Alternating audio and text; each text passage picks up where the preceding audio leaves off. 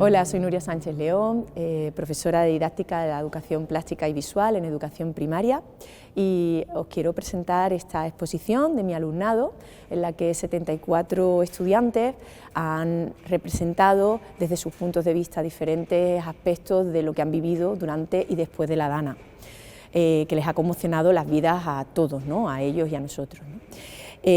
La exposición reúne aunque no todas las obras, porque ha habido personas que les daba más vergüenza exponer, pero sí el 75% de los que han trabajado en el tema.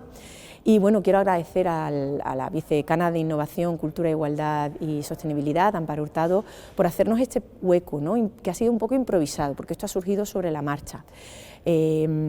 A medida que se iban sucediendo los acontecimientos y nos teníamos que ir adaptando la docencia y nosotros mismos a las consecuencias de la Dana, pues va surgiendo esta idea.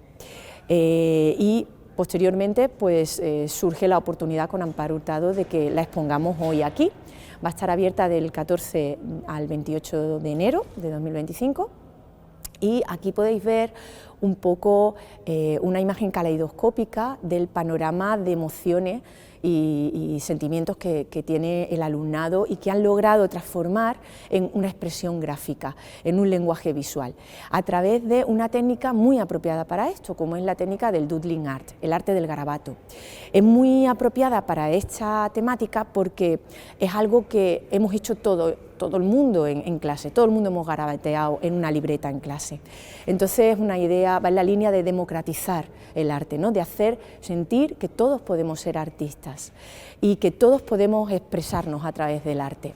Entonces yo lo que le pedía al alumnado es que si les parecía bien y no estaban hartos de la temática de la Dana, porque también puede ser un poco pesado, ¿no? Trabajar sobre algo que ya está en todas partes, ¿no? En tu vida.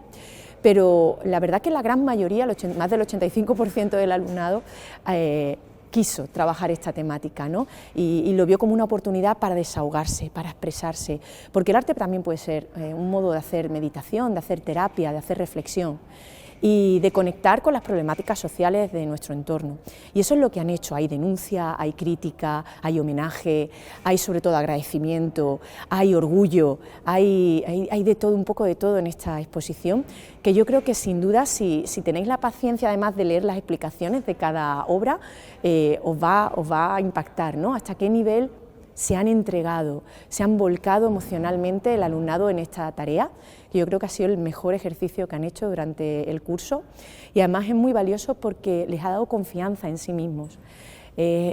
Pensemos que son personas que inician el curso sin haber tocado un lápiz para dibujar desde hace 5, 6, 7 años y que no sienten que puedan ser capaces de expresarse visualmente y gráficamente, y sin embargo acaban el cuatrimestre exponiendo, ¿no? Exponiendo algo que es una creación individual, producto de sus emociones, con lo cual eso es un subidón, ¿no? Un empuje a su confianza en sí mismo, que yo creo que va a ser muy importante para su futuro como docente, para ser capaces de transmitir que todos podemos ser artistas y que su alumnado futuro pues también.